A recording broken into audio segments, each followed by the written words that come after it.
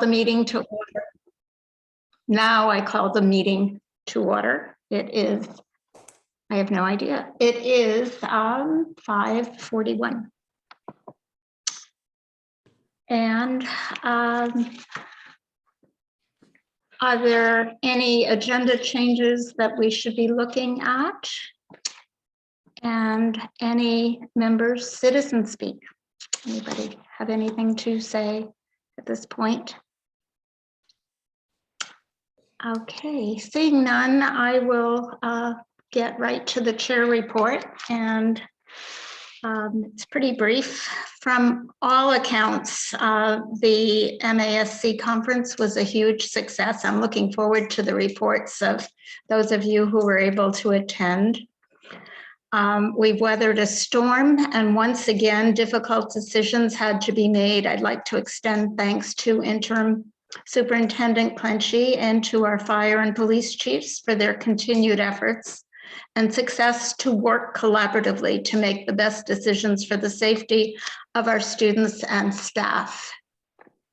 As we begin to prepare for the upcoming budget season, I took the opportunity to talk to Fred McGee, the chair of the Finance Committee and our liaison to the committee.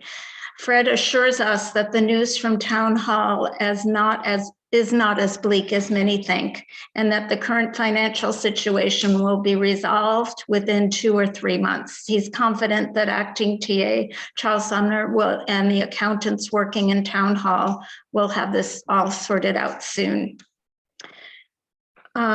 With great relief, I report that Principal Rodman has been able to lift the COVID mitigation layers that were in effect due to the rise in cases at Wellfleet Elementary School in the early fall. We applaud the hard work and long weekend hours put in by Mrs. Rodman and Interim Superintendent Clenchy, the flexibility of the staff, the resiliency of the students, and the understanding of the families involved. I will just give a short update on the superintendent search committee work. We are planning to meet tomorrow with the expanded group to clarify the roles and responsibilities of the members of this group and to finalize the job posting. We're hoping the posting will occur sometime during the second half of November or during the first couple of days of December, so fairly soon. Right now, the 6 school committee members to the committee, the original committee, have been buried with survey results, and we're pouring through those. And hopefully by tomorrow, most of us will have finished that. It's a lot of data, really interesting things. And I ask any questions, comments. Okay, and I turn it over to Superintendent Clenchy. Great. Thank you so much. I appreciate that. And thank you for your kind words, Martha. I appreciate that. And I'm actually going to start with the storm residual. We would like to send a special note of thanks to all of our safety partners right across the region for working so closely with the school district during the recent wind and rainstorm. Our key service providers also maintained a very close connection with our safety partners during this time, and that was really beneficial to everyone. As a result of the close collaboration, we were all well informed to make decisions that were in the best interest of our students, staff, and communities. We want to extend a note of special gratitude to our custodial teams in each building who worked diligently to ensure that our buildings were ready to be operational and safe on Monday morning for us to be able to safely return to school. There was extensive debris and damage on our building grounds that they took care of swiftly and efficiently, and it was not an easy task. We were fortunate in that none of our buildings sustained any extensive damage to their structures, so we just want to thank everyone. I do want to say an extra shout out to our police chiefs who maintained such close connection with me. I was so appreciative of that, and it was interesting. In Wellfleet, I remember, I think it was Thursday morning, and your chief said to me, I think the roads are cleared. I think we're going to be able to run the buses. And we thought everything was going to be great for Friday. And then around, 5 o'clock on Thursday night, he called and he said, No, got 6 more roads that are down. And I think sometimes people think, well, as long as we've got power, we can, we can get everybody in here. And it's just, it just doesn't work that way. You have to think about the safety of everyone, where people are traveling, and in this storm, the number of downed wires. Excuse me, there were just wires everywhere. And I know I made the journey up on the morning after, and Robin did too, Dr. Millen did as well. And it was really unsafe. I'm sure if you were out on the road at that time, it was just unsafe to dodge the wires and all the trees. And it was just, I've never seen a storm like that. It was just really unprecedented for me in terms of wind and rain. So a special thanks to everybody involved, our parents for their understanding and their flexibility, and our staff for working around it. We did, the administrative team met each day around 5:30. We made sure that we were all collectively organized. I would go into a meeting, and thanks again to Mary Beth for helping out and making sure that I was in those meetings, the emergency meetings at 4:30. And then very often I would be back and forth with the police chiefs between 4:30 and 5:30 as we tried to get, what we thought was the best information possible. And then we would meet at 5:30. We would kind of plan out our response and our messaging out. So I felt that it was in a time that was dark and frustrating and scary. I think that we did the best that we could have done. So I'm grateful to my administrative team. They were just totally on top of their game. So thank you for that as well. The number 2 is just a quick note about Twitter. We are all up and running, and we have started to tweet. So do follow us if you can, and just watch what's going on in the district. It just gives you kind of a bit of a flavor of district-wide what's happening in the different buildings. So you'll see us get more and more confident as we continue to go along. I wasn't so sure that tweeting out in the storm was really the very first tweet I ever wanted to send out from Nauset.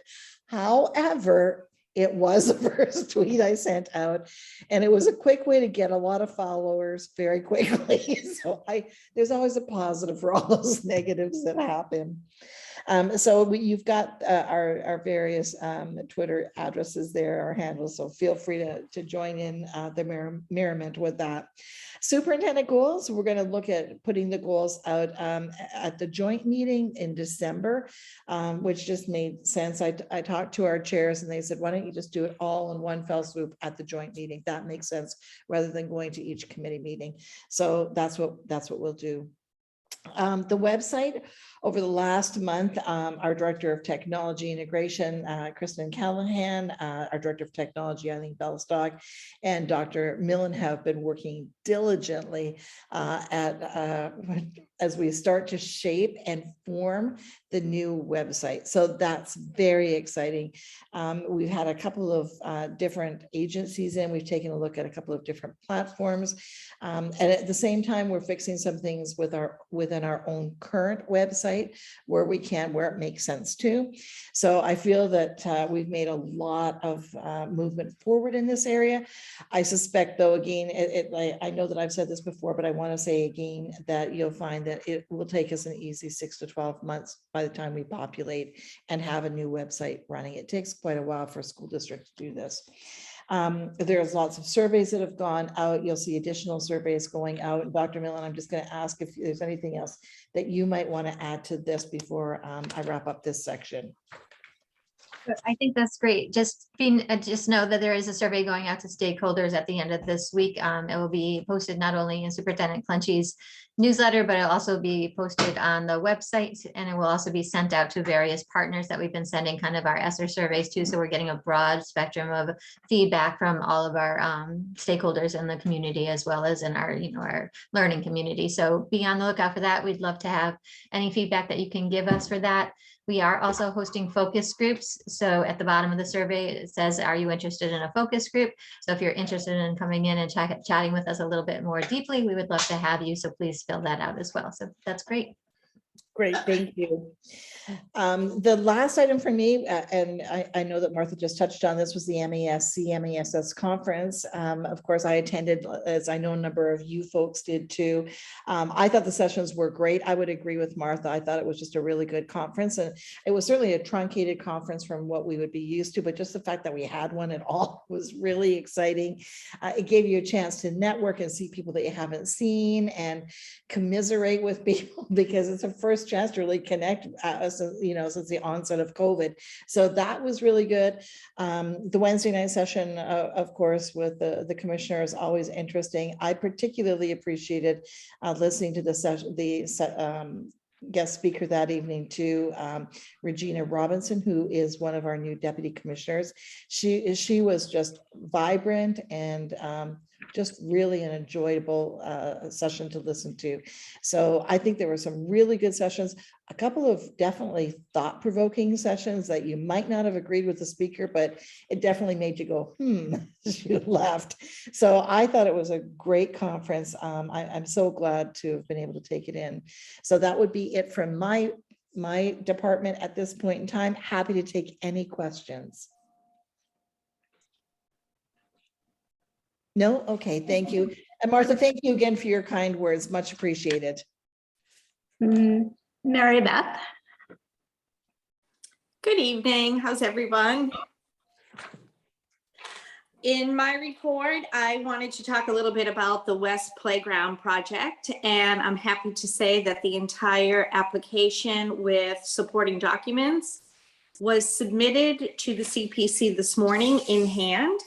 And the attachments that were with the application itself consisted of the design renderings and the quote from O'Brien and Sons Incorporated, and they are an approved vendor for Massachusetts. They are on the state bid list, as well as the MHEC, which is the Massachusetts Higher Education Consortium. Both of those, Combis and MHEC, they do provide for municipalities, for public schools, nonprofit purchasing. And so the purchasing that we get for equipment is discounted by 5 to 6%. So we had the quote for that. It did come in at $385,000 for the renderings that we had. That all the components that were included came from our surveys that were done prior to COVID. And we had applied to CPC asking for $370,000. The PTA would be supporting with their annual $10,000 gift that typically goes for assemblies and for field trips. They also anticipate another $5,000 to $7,000 to add to that. In the attachments that were given today were letters of support, seeking donations, and a list of businesses from the Chamber of Commerce. So within our playground committee, there were subcommittees that were part of the writing campaign, and a flyer that I did tweet today. And the flyer is to be able to reach people that may not be necessarily connected with WES, but we wanted to make sure that we reached out to all of the stakeholders, community members that might have an interest in supporting the playground project. And we also included the article that the Provincetown Independent did on our playground. And one of our committee members, a parent of 2 students in our school, wrote an editorial. So that was included as well. So the CPC will be meeting on November 17th. And that is their meeting where they review projects that have been submitted. And I'm going to attend that meeting as long as I have the ability to. And if they have additional questions, they will invite people who put a project forward to come to their December meeting to present. The rep from O'Brien and Sons, his name is Joe DeFore, and he is willing to attend any meetings to be able to answer any questions that he can. Any questions on the playground project? Okay. Oh, one thing. Oh, Laura, I'm sorry. Yeah, Mark? sorry, I was just, will that flyer go out to like all the parents so we can then distribute, or so parents can then distribute like on, you know, how we can? So what we're doing is putting it in backpack mail, and then I'm going to Staples this weekend to make copies. And then they're going to the marketplace, to the library, to town hall, so the Montessori program. So we're just going to spread small stacks of them all over town. Liberty, did you have a question? You just answered it. And I also wanted to say that is an amazing amount of work that you guys did. That is unbelievable. So thank you for doing all that. It sounds fantastic. Thank you. And when I spoke to, so Joe DeFore came out the Friday that we were closed because of the storm. So I was so frightened that he wouldn't be able to come, but he came. I met with him. We were out on the playground for about an hour and a half. He gave me a plethora of information. He was fabulous. And so when I asked about, you know, once we get the equipment, how long for the install? So I was expecting 2 months. It's 2 weeks. It's that quick. Yes. So I will keep you apprised as we go forward.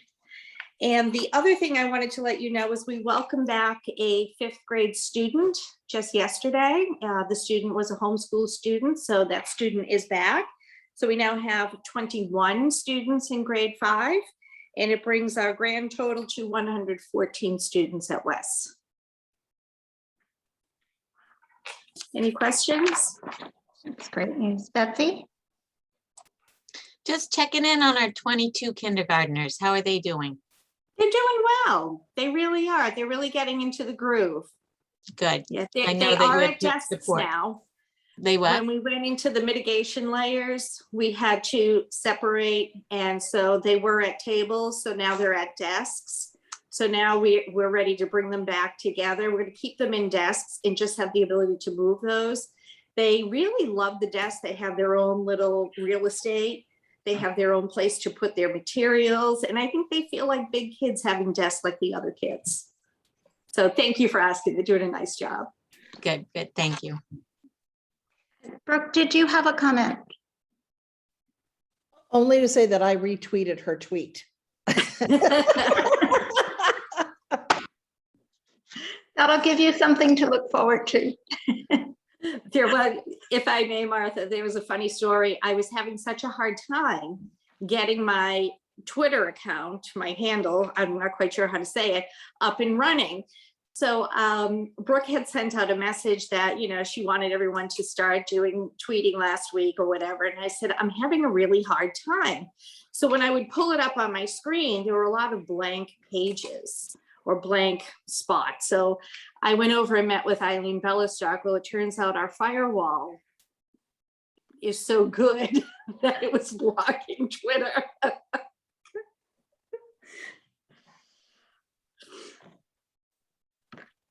And Laura? Yeah, I just wanted to quickly ask about the field trips. That sounds pretty Oh, exciting. Great question. Yes. yeah. So I've been talking with Lauren Hill, who is working or volunteering with the Historical Society. So we were ready to start doing outdoor walking field trips. And currently grade 2 and grade 5 are interested. So they were having, the Historical Society was having a meeting today. So I'm hoping to hear from Lauren tomorrow so we can start to schedule those. That's great. Yeah, thank you. Great. Any other questions? And I will move along then. We are ready for the conference update. So those of you who attended, speak to us. What were the highlights? What was the best part? Don't be shy. I attended. It was great. I learned a lot. It was really fun. I went every day, I think.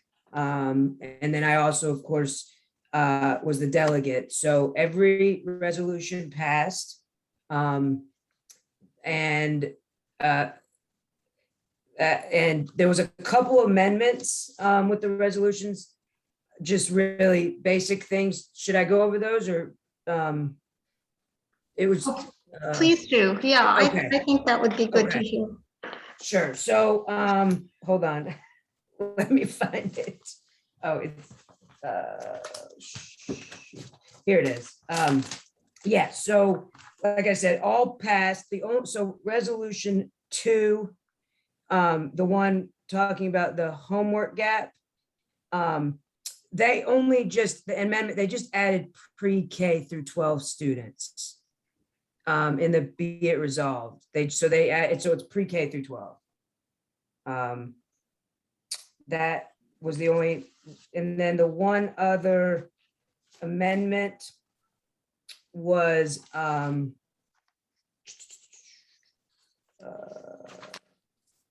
sorry, resolution 8, talking about the electric school buses, which that was a pretty hot topic. But they just added the word school to bus in the actual amendment. They put in, they just added school bus instead of just bus. Everything else was approved pretty, big. The one question, because the mascots resolution did pass, number 9.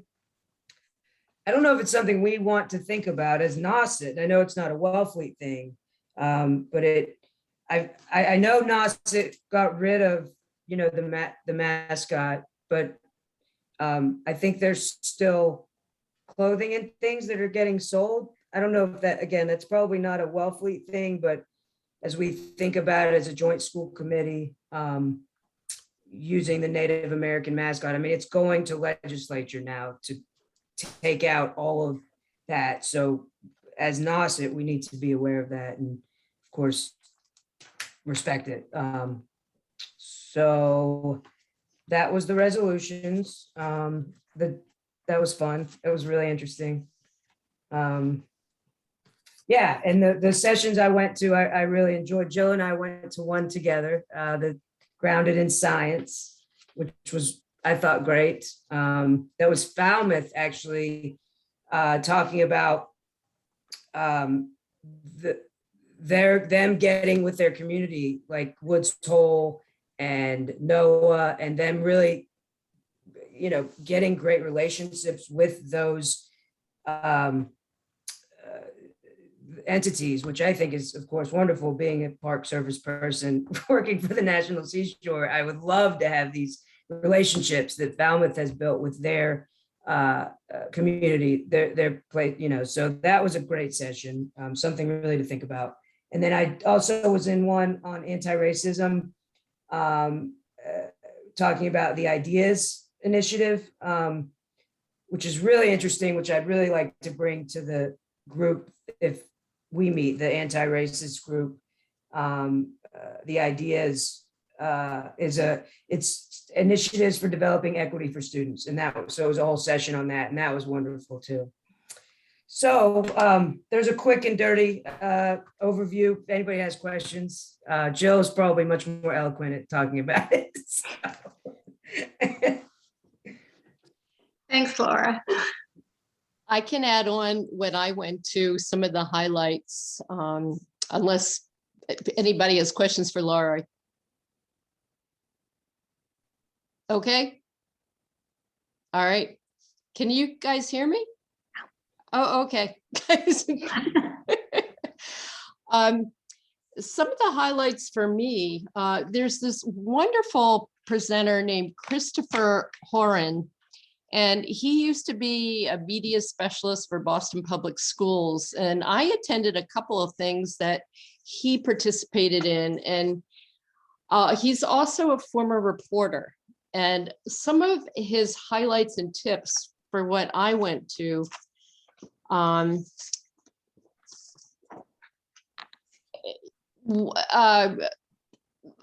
big topic in different iterations at the conference dealt with polarized, divisive issues and how to handle them.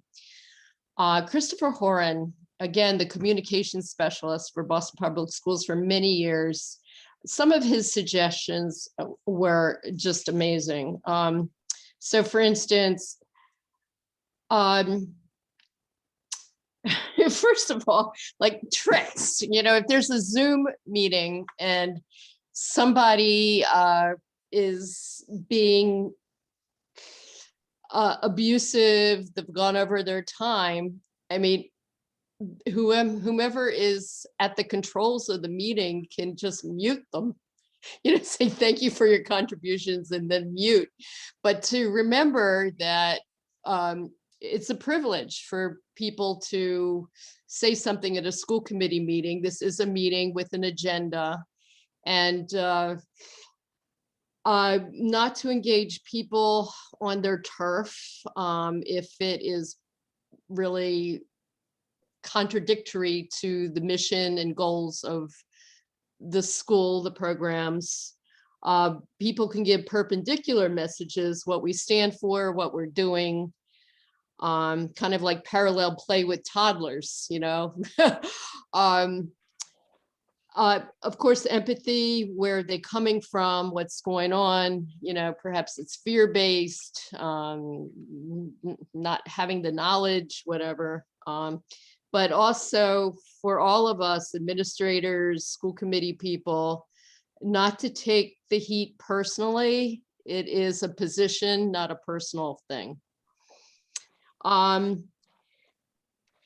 7 tips for proactive communication, telling your district story. We've talked before about how to be careful on social media and not to engage on social media. And maybe it's a good idea for the district or the elementary school to have one person who filters through social media and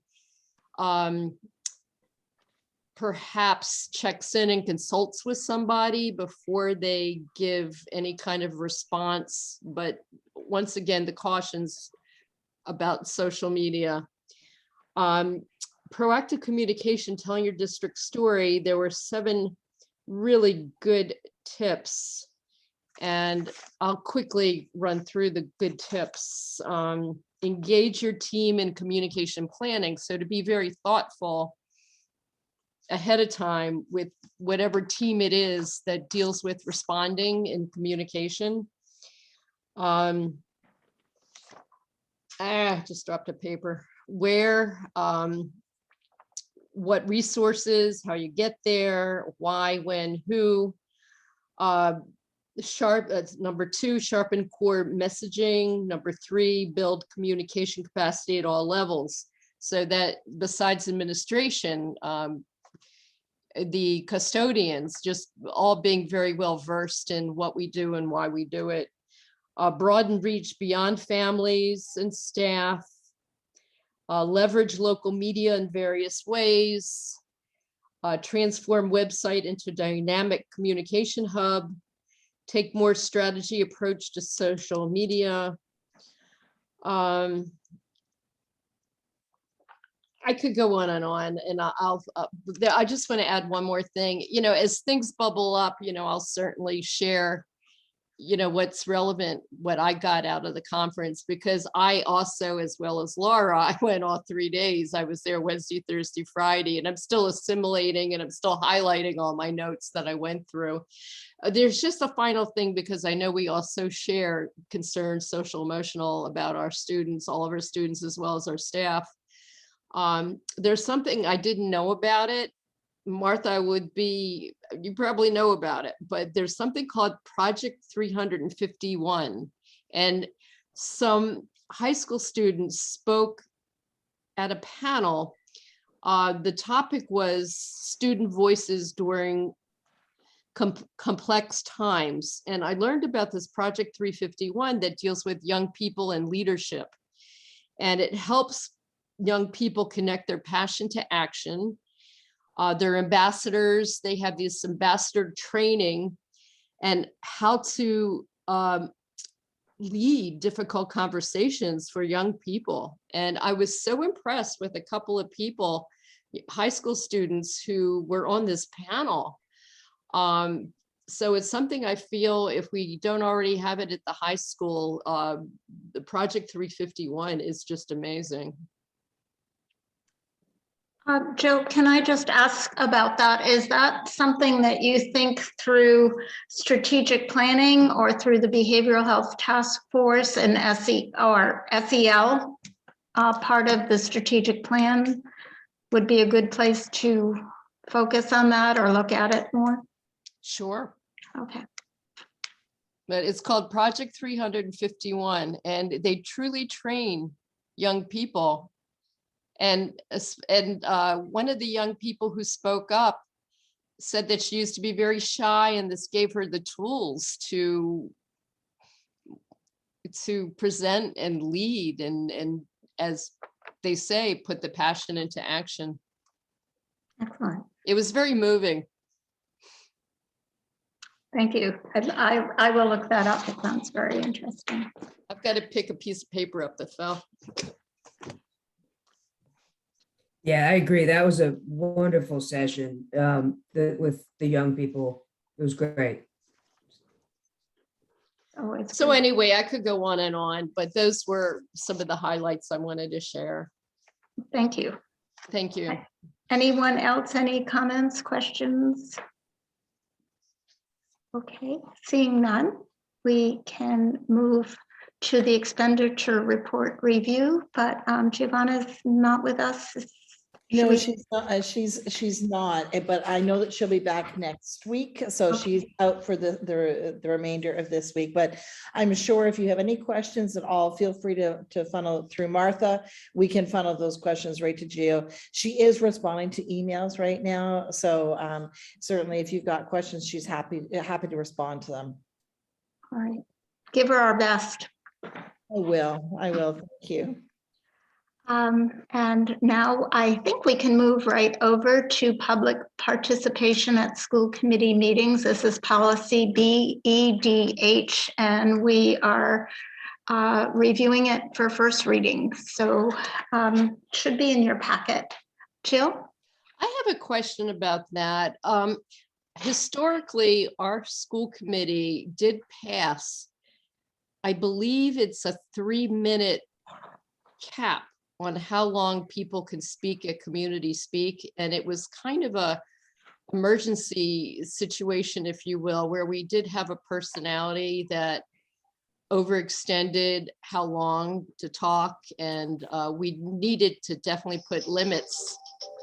So I'm not sure the policy that we're voting on,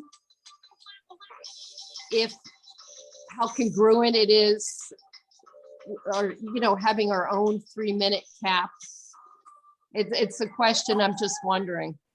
I think that Betsy actually, well, Betsy, why don't you talk? But my understanding is that was a situational issue, and that's why that policy is different from the other policies at the other schools. And I know that there's an effort to try to get the district policies in line and consistent from school to school. Betsy, I don't know if you want to add more. You certainly know more. So I think there's just a general, on the policy committee, there's a general feeling that we should have consistent policies across the district, and that they should, for the most part, conform to the mask policies, and because those have been vetted by the lawyers, and they're just going to give us the tightest of all, I don't know, I guess the best for liability. Am I saying it right, Brooke? It's just going to keep us the safest if we go to those. And, when I first began, we would bring policy to the Wellfleet for a read and to all the other committees, and people might suggest a little wordsmithing. And then in some cases, as in ours, it led to having a policy that was slightly different than everybody else. So I think Martha is correct in saying there is just like a push now for consistency so that we can all really, the district is running under the same policies.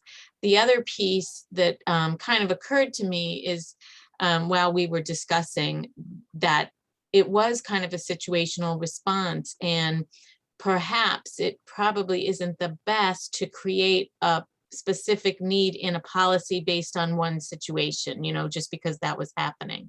So, I was vocal about that during the policy committee. And, it just seemed like the right thing to do to sort of move us towards a more, a situation where there's not these minute differences between our policies, because I think frankly, it's hard enough to keep track of all the policies out there.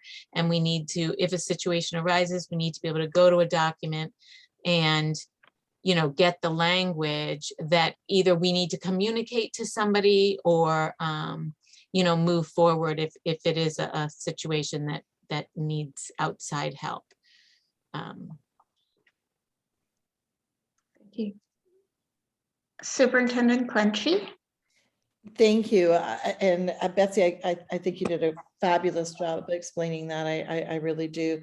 You should never write policies that are situational. It should always be policy to the broader level. Jill, to your point, the 3-minute cap is pretty much a norm. That happens right across the Commonwealth all the time.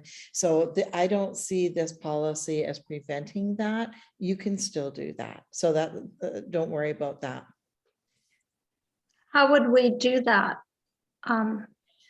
Very often you can simply just say at the beginning of, and I've seen this actually even since I've been in the district here, where, if you see a number of people that are queued up, the chair will say right at the very beginning, in light of the number of people, and sometimes you can just say, we're only going to do half hour, we're only going to do 20 minutes. And inside of that 20 minutes, each person is allowed 3 minutes, so that people know the rules right at the very beginning. Very often you just have a couple of folks that want to speak, but the 3-minute is really a good idea, because that becomes the norm. Some districts too will not just take like oral comments. They look for something written that is submitted to the committee. So I would say that's something you can think about. You don't have to do that, but know that there are a number of committees out there that do that as well. But that also helps to keep things limited to that 3-minute. Jill? Right. It was in response to a situation, but it also pointed out a need. We really had that need, and the situation really illustrated the need to have a cap on how long people talk. So it wasn't just a knee-jerk thing. It showed us a need for this.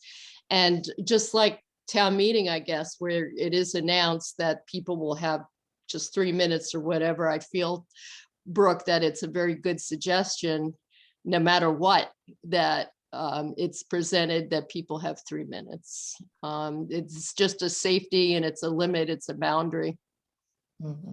I would absolutely agree. I think Betsy has something to add to that too. Well, it's just, if you look at number 2, it says the public comment shall not exceed 20 minutes. And then a sentence later, written comments longer than 3 minutes may be presented to the chair before or after. So that's sort of setting that 3-minute standard right there.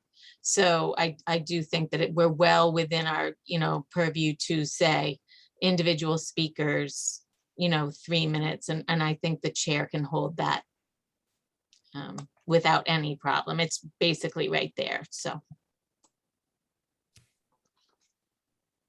Okay.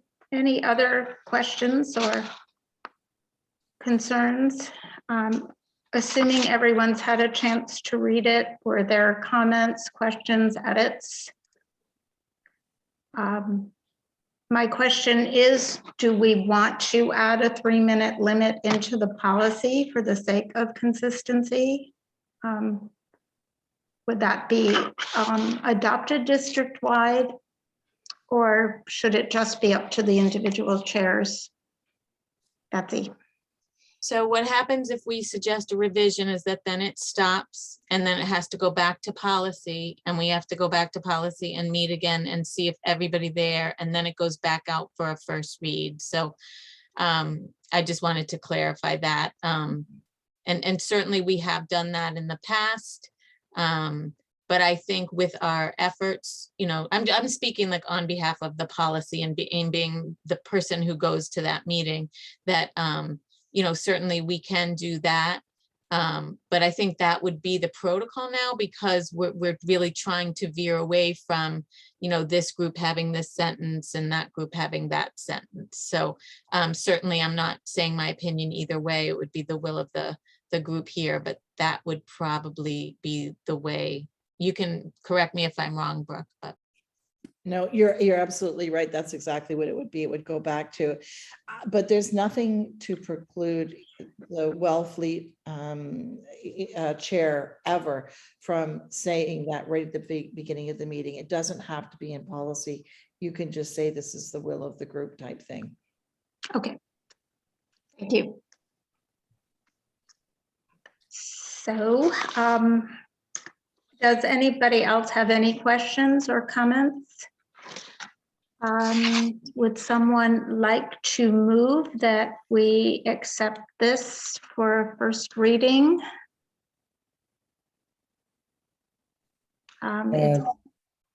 Laura? I would move to accept the public participation at school committee meetings, the first reading. Do we have a second? Thanks, Liberty. Okay. And any further discussion? All those in favor of accepting this policy for first reading? Thank you. Thank you. And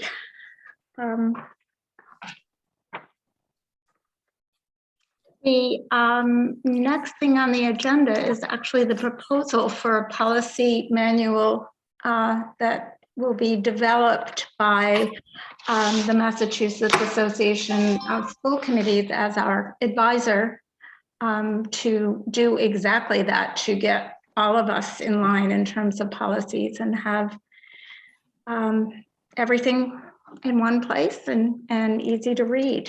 And in your materials, there's a proposal, and Brooke, would you like to speak to this? Yes, thank you. And Betsy, if I'm missing anything, I hope you'll jump in. Please feel free to do that. But yes, I think that there have been a couple of times where we've come up against either a missing policy that should be in place or a policy that's out of date. And so we took a look and said, it really would be nice, especially with somebody, a new superintendent coming in and everything else, just a nice clean slate where everybody knows exactly the same playing field right across the board. But I think the biggest thing for me is exactly what Betsy had said. And I thought one of our regional school committee members was so eloquent the other night when he said, I've been on the other side of this when there hasn't been good policy in place and you're in the middle of a lawsuit. It's not a good place to be. And I just thought that was so on point. I mean, your policy manual to a school district is so foundational because everything emanates from that policy, whether it's like even your school committee handbook, as you take a look, that'll be coming along as well in the next month or so. It's pretty much all based on section B of your policy handbook. So much of what happens in a district goes back to that policy handbook. And there are too many gaps in it right now as it currently sits. The one nice thing about MASC is they have this down to a science. They really do. They've got a great legal team behind them. Everything that comes out of there has been vetted. And so you know that it's a good policy. You can tweak it a little bit here or there, but as long as you're not changing the substance, you're pretty much good to go. So, Ann Crozier and I had this discussion months ago, and I reached out, and Jim Hardy is your field rep here for MASC. He's great at this kind of stuff. I also saw him at conference too, and we chatted, and he's ready to get to work. But as you know, I have to take this around to all of our various groups to make sure that everybody buys into this before we can sign off on the contract. It is, and I think somebody differently at the regional committee the other night said, I think this is short money for long-term investment. And I feel the same way. And then again, you've got a nice, clean playing field. Everybody knows where everything is. I think it's just time to do it. So the funds you can see there, because you've got a copy of the contract in your package. You can pay this out over the course of a 3-year period if you choose to, if Giovanna thinks that that's the best way to do it, or if she thinks to pay it all up front, it doesn't matter. You basically can take the 3 years to do this if you want to. Basically, MASC comes in and does it in chunks, which is really nice, because if you take a look at your policy handbook, it's enormous, right? It's really, really big. And so they'll take like section A, section H, they'll start to do it in pieces. And I think you'll find that it will work, and it will go along quite smoothly and quite efficiently, because they are so good at doing this. So I certainly highly recommend that this is your next step. So Betsy, I don't know if there's anything that you want to add. If I've missed anything, please feel free to chime in. No, nothing to add, but I do, we did this and I can't remember when, so that I'm like reluctant to ask, because it's like, how long have I been on this committee? But it feels like it was one of my first years, and we did go through the whole process, and Jim is an amazing support for us. But if you think of like, I don't know, maybe it was 8, maybe it was 10 years. I don't really know how long I've been on here, but how many policies have probably come along in that time? You know, we've done a lot with technology, things have come up, and just all kinds of new things. So I think it seems daunting, but I have a feeling like we're gonna have a good amount of it in good shape, and we'll be able to focus on the sections that will really need our attention, and just tightening up. So I guess I'm saying I agree. That's good to hear, Betsy. Thank you. I also just want to mention that the fee is divided among all of the school committees. It's not just for Wellfleet, as you're looking at that number. Bear that in mind. I always want to say to Giovanna, can we afford this? But, any other questions or comments? Just that I would want you to know that Gio was the first person I went to before I went anywhere else. And we've had this discussion. She feels very comfortable that we can afford this. Great. That's good to hear.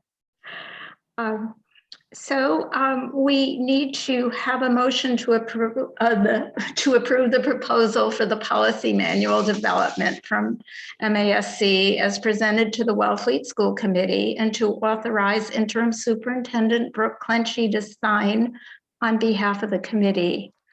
Would someone like to move? Jill Putnam, so moved. Thank you. Second. Thank you. Any other further discussion at this point? All those in favor? Are we not agreeable? The crew. Okay. And we are at reports and information, and Jill, you are up first. Okay, collaborative met on October 13th, and there's a meeting tomorrow. Professional Development Day. There is a Professional Development Day that the collaborative has, and it is the Friday before Columbus Day. Dr. Bogdan, who's in charge of professional development and many other things, he is concerned. At one time, there would be over 600 participants with the professional development. Now there's something like 450. Nauset used to participate, but they have a different professional development days now. And that was of concern, because there's really high quality professional development that the collaborative extends. And you know, whether it's ELL or early childhood, phys ed, art, music, whatever. So he just wanted all of us reps to put out a plea to have this one of the same professional development days so people can take advantage of what the collaborative offers. So I'm just the messenger that the Friday before Columbus Day is always the collaborative's professional development day, for what it's worth. And it was highly successful for those who attended. There were real high quality trainings and workshops. Had some very nationally recognized people who were leading them.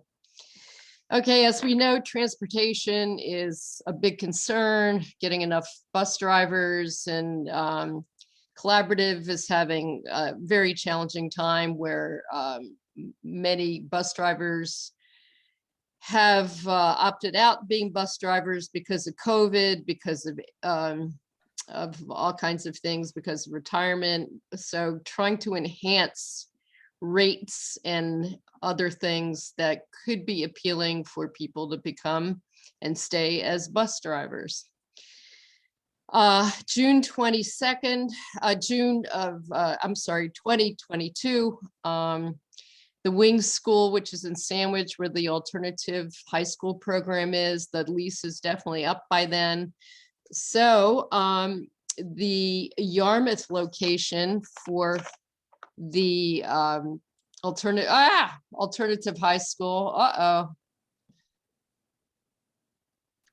Jill? Yeah. Can you You hear okay? me? Yeah, All we right. can see you too. Can you? Because I've lost the screen, but I'm glad you can hear me. Good. Keep going. All right. Because I don't see anybody now. Okay, goodbye.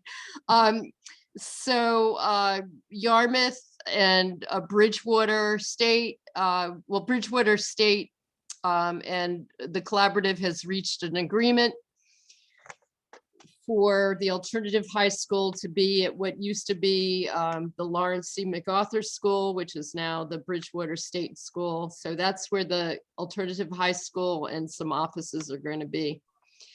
The third cohort for the special ed licensing has begun for more people to get trained to get licensed in special ed. And finally, there's going to be some big restructuring. There's going to be a lot of transitions in some key staff that have been there for a while. So Amy Lipkin, who's been the business person, she will be leaving the collaborative, as well as the secretary, Beth Deck, who's been there for a while. So these people have done like lion's share of work, and there's going to be some restructuring of their positions coming up. And again, tomorrow is another meeting. We look forward to hearing about that one. Can you hear us? I can hear you. I've just lost the screen. I'm gonna do my best to try to get back on again, but you can hear me, but I've lost faces. We can hear you and we can see you. Do you see a Okay. little icon at the bottom of your computer? Do you see a little Zoom icon? Can you click on that?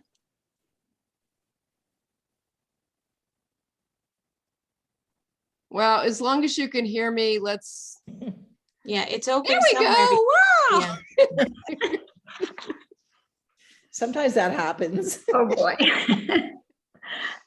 Okay, yes, Brooke. I think if we can just have Robin speak very quickly to Jill's a couple of comments there with regards to professional development, just to kind of speak briefly about that, because I know there's one or two points probably that you'd want to make, Robin. And I apologize, I didn't introduce myself for the public earlier. I'm Robin Millen, the Director of Curriculum Instruction and Assessment for the district. But yes, I would agree. So Cape Cod Collaborative does put out a professional development day. They call it an all Cape day. And NOSIT currently does not. It's a student-facing day for NOSIT. So there were a couple of measures that we put into place this year, though. And actually, these are some of the benefits of COVID, you know, and all this online things. So the collaborative had many of their webinars that were allowed to be be registered for and recorded and then was sent to our staff members. So we have a full day professional development day on November 12th, this Friday. So people registered for those events received the links and the recordings, and then there have time in the day. We set up a couple of different opportunities for them to be able to access that time in our professional development day while we have staff available to do that. So that was an option. The option is always out there too for staff to apply to their building principals to take that day as a professional development day. And again, the collaborative is really good at providing opportunities for like those unique positions, special education, ELs, or English learner teachers and things like that. What did open up this year for the collaborative was also to have those national type of presentations as well. So people who a couple of people did apply to take that day and, participate in the collaborative on the Cape Professional Development Day. And actually, we even had a couple of presenters ourselves. So NASA sent, I believe, 2 presenters who actually presented at the conference as well. So yes, we would like to entertain a discussion as to having that day in our calendar next year, because it does offer us a potential to provide this to everybody. But there is some nice options that were available to them this year as well. Thank you. You're welcome. Thanks. That's helpful. Thank you, Robin. Anything else from Jill's report? Is there a PTA report? Anybody? Okay. Moving on to the Behavioral Health Task Force, and that's me. We met on October 26th. We had updates on how the BRIGHT program is progressing in the middle school and in the high school. That's a program that's to help kids who have been hospitalized transition back into the schools. And it's also to service kids who would be at risk for hospitalizations. Right now, according to the high school pupil services staff, there are 50 students needing individualized service in the high school right now. Gosnold is providing case management and school-based counseling for kids who can't access traditional therapy. But what everybody in the schools seem to be finding is acuity is up. There are many more issues around behavioral health for kids and also for families. And, part of that is, I'm sure part of that is due to COVID, but it's really hard to be looking at this happening. And that will lead us very well into our executive session for sure, because there's something interesting afoot. There is a new program that's available at the NAWCET. Actually, I don't know if there's a button on the NAWCET website yet, but the program is called Care Solace. And it is a program to help NAWCET kids and families access behavioral health supports. It's, I think you go on to caresolace.com/NAWCET. And you can actually pretend you're a student or a family member trying to get support to see how it works. But the idea is to match kids or families or anyone in the NAWCET community with caregivers, depending on behavioral health workers, depending on the issues that they are presenting at the time. And I think that's all we have. We have another meeting. I just found the date for it as we were starting our meeting. I just got an email that will be early in December. I believe it's before our next meeting. So I will have more to report at that point. I think that's all I need to share on that. And then school council. That's me. I have that. The school council met, and I used to have notes for it somewhere. Okay. School council met on October 25th, and there was a little bit of sharing of information. Mary Beth shared the budget process and the dates with us. I think we're all pretty well aware of them. The final budget is due in on the 20th. The school committee will see it first on January 11th. And then in February at our meeting, that will be an opportunity for public comment. The capital improvement is for 2023 is still dealing with the fire suppression system, and that's what's taking up our capital improvement budget. We've talked about that before. Mary Beth did an amazing job. She made me want to go back and teach again. She presented a PowerPoint on deep learning, and apparently a lot of people in the system, and Robin at some point I'm sure can tell us more about that. But deep learning is a book that is for educators, and deep learning involves competencies in character, citizenship, collaboration, communication, creativity, and critical thinking. And it's a way, it certainly fits in beautifully with our strategic plan and our wish as a school system to provide meaningful educational experiences for our kids. I think that I don't have anything else to say. That was the main point for me. And looking at everything else, it's things that we've talked about before. We're in good shape there. So again, Mary Beth, I thank you for that. That was my favorite school council meeting ever. Really enjoyed it. And I don't think we have any other reports unless there was something we neglected. So I just want to take a minute to ask about future agenda items.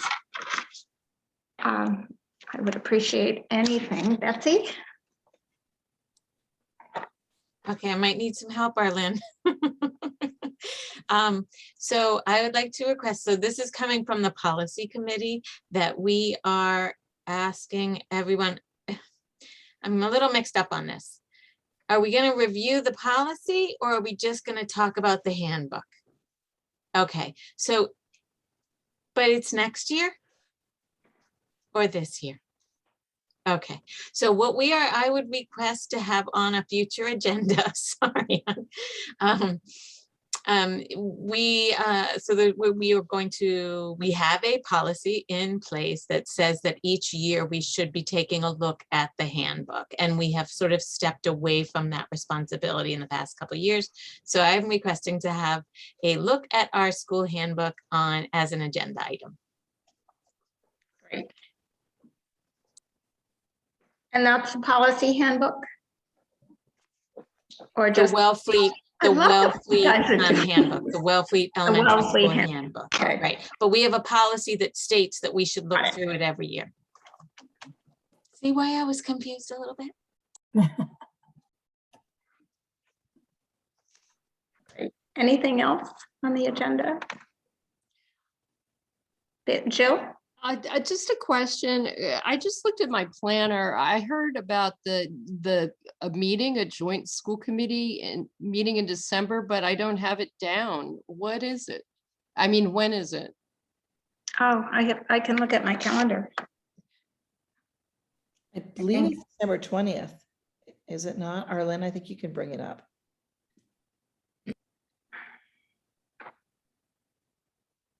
I hope nobody's timing me here. Or, you can just send an email about it, because I'm really pretty good about writing down dates, but I don't seem to have it. So it is December 20th? Yeah. Okay. Okay. Okay. 6 o'clock. 6 o'clock. Well, I hope I'm not in a hotel lobby again, but I'm definitely working off Cape. I do have a question about that, and I'm wondering if it's something we could talk about regionally, for the whole region. And that is, when I first came onto the school committee, maybe 7 or 8 years ago, joint school committee meetings were always, I believe, on Thursday evenings, which, made life very, very easy for those of us who have evening work commitments and other things going on. They seem to change. It's just something would be nice to talk about at some point. I already know that if it's on December 20th, I will be unable to make it because I have a school committee meeting here. And I work on Monday evenings, but I will be there. Well, as long as it's on Zoom, I can attend from a hotel because I'm working off Cape that week, or those first 3 days of that week. 4 days. I believe it's planned for a virtual meeting. Good. Okay. Any other agenda items? Right. You feel free to get in touch with either interim superintendent, that's such a mouthful, Clenchy, or me. If anything comes up, if you think of anything you'd like us to add to the agenda, we usually meet about a week ahead of time. So we like to give Arlen as much time as possible to get it posted and town hall to do their magic. And we're on to the minutes from last week's meeting. Any questions, additions, corrections? Would someone like to make a motion to accept the minutes as written? Liberty? Written, yes. Thank Motion you. to accept minutes is written. Okay, thanks. Second. Thanks, Laura. All those in favor? I have to abstain or I'm in favor, but I wasn't there. Okay, thanks. Your choice. Arlen's choice. It is Robert's choice, yeah. Okay, and we are at the point of moving into executive session. I need to say that we will be going into executive session and we will not return to open session at adjournment. So I would like to hear a motion to go into. I move we go into an executive session. Thank you. And a second, please. Second. Thanks, Laura. And all those in favor? Okay.